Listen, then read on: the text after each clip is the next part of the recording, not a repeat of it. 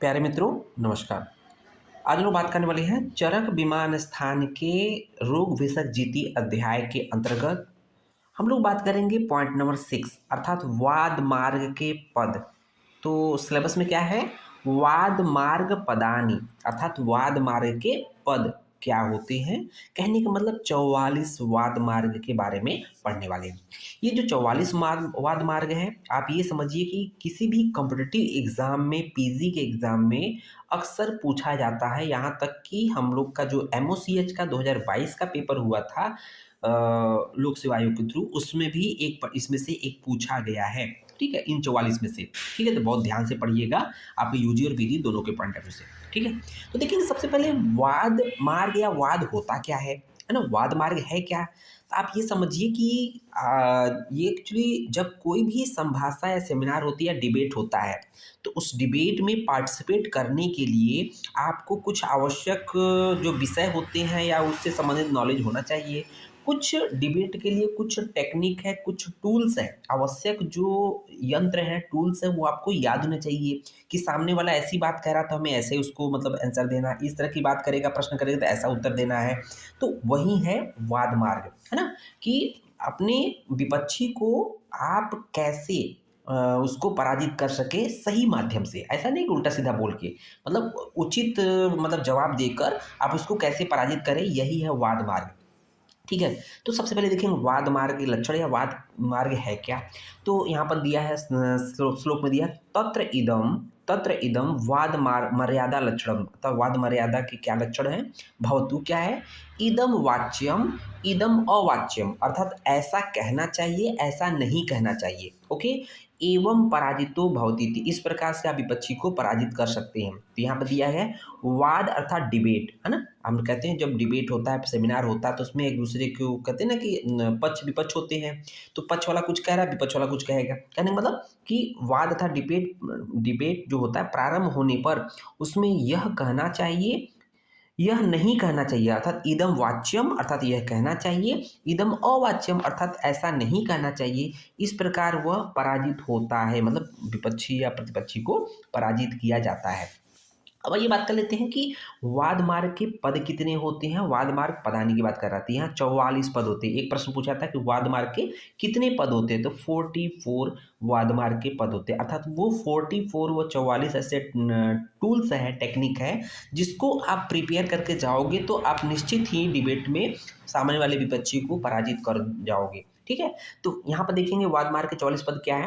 वैद्य विद्या, simply इसको बोलते हैं वैद्य विद्या, क्योंकि ये 44 पद जिन्होंने जान लिया उसी को वैद्य विद्या या वाद मार्ग कहते हैं।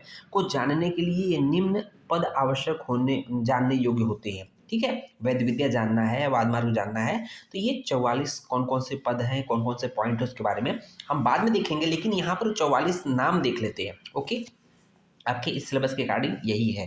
ठीक है, तो यहाँ पर एक से लेकर पहले नंबर पे क्या है? वाद, लास्ट नंबर पे निग्रह स्थान। ध्यान दीजिए, पहले नंबर पे वाद है, लास्ट नंबर पे निग्रह स्थान है बच्चों। ये जो निग्रह स्थान है, ये लास्ट वाला निग्रह स्थान है, हम लोग के MOCH medical officer in community health के पेपर में पूछा गया था। निग्रह स्थान दैट इज कॉल्ड पराजय प्राप्ति, है ना? निग्रह स्थान को हम लोग पराजय प्राप्ति बोलते हैं। तो वहां पर एक्सप्लेन करेंगे अगले लेक्चर में। ओके, तो पहला है एक नंबर पे वाद, 44वें नंबर पे निग्रह स्थान है। समझ में आ रहा है? तो देखेंगे पहले पे हो गया वाद। ओके, अब देखिए कि उसके बाद देखेंगे 2 से लेकर 7 तक, अर्थात जो 6 पॉइंट है, द्रव्य, गुण, कर्म, सामान्य, विशेष, समवाय। आपको याद आ रहा होगा कि ये 6 क्या है, 2 से लेकर 7 मतलब 6 पॉइंट है। तो क्या है ये? 6 सड़ पदार्थ हैं, द्रव्य, गुण, कर्म, सामान्य, विशेष, समवाय। याद हो गया, पहले नंबर में वाद है, उसके बाद 6, उसके बाद 2 से लेकर 7 तक सड़ पदार्थ, द्रव्य, गुण, कर्म, सामान्य, विशेष, समवाय। उम्मीद है मदद मिल रही होगी। अगर आप चैनल पे नए हैं तो चैनल को सब्सक्राइब जरूर करें, साथ ही साथ वीडियो को अधिक से अधिक लोगों को शेयर करें, जिससे कि अन्य लोगों को भी फायदा हो सके। उसके देखिए 7 के बाद जो 8, 9, 10, 7 के बाद क्या है? 8, 9, 10। तो 8वें नंबर पर प्रतिज्ञा है, 9वें नंबर पे स्थापना है और 10वें नंबर पे प्रतिष्ठापना।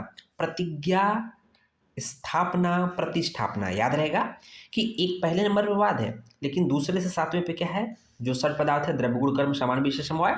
और 8 से लेकर 10 तक, 8, 9, 10 तो प्रतिज्ञा, स्थापना, प्रतिष्ठापना याद रहेगा। ओके, अब आगे देखते हैं 11 नंबर। 11 नंबर पे क्या है? हेतु। 11 से लेकर देखेंगे 15 तक। 11 से लेकर 15 तक एक साथ याद कर लेंगे कि हेतु, दृष्टांत, उपनयन, निगमन, उत्तर। हेतु, दृष्टांत, उपनयन, निगमन, उत्तर, इनको एक साथ याद कर लेंगे। उसको देखेंगे सिद्धांत। सिद्धांत इसको थोड़ा सा अलग कर लेंगे, ठीक है। सिद्धांत के बाद जो आपका 17 से लेकर 21 तक, सिद्धांत के बाद 17 से लेकर जो 21 तक होता है, इसको एक साथ देखेंगे क्योंकि ये प्रमाण है, ठीक है ना, ये प्रमाण है। यहाँ तक कि संशय भी 21 का 22 भी एक प्रमाण है, ठीक है ना।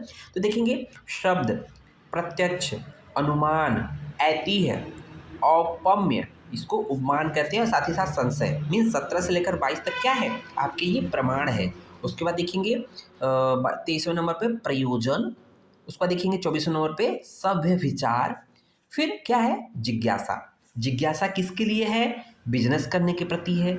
और 27वें पे क्या है? अर्थ प्राप्ति। जब कोई व्यक्ति व्यवसाय करता है ना, व्यवसाय करता है, बिजनेस करता है, तो क्या मिलेगा? अर्थ मिलेगा, धन मिलेगा। तो जिज्ञासा है व्यवसाय की। जब व्यवसाय करेगा तो उसको अर्थ की प्राप्ति होगी होगी। ओके, तो 27 तक हो गया, ठीक है। उसको देखेंगे संभव। संभव, उसके बाद योज्य है। दो योज्य है, दो योग है। दो योज्य है, दो योग है। तो दो योज्य में कौन कौन से? अनुयोज्य। संभव के बाद देखेंगे 29 और 30, है ना। 29 और 30 देखेंगे हम लोग कि अनुयोज्य और अनुयोज्य। अनुयोज्य, अनुयोज्य, अनुयोज्य और अनुयोज्य, ठीक है ना।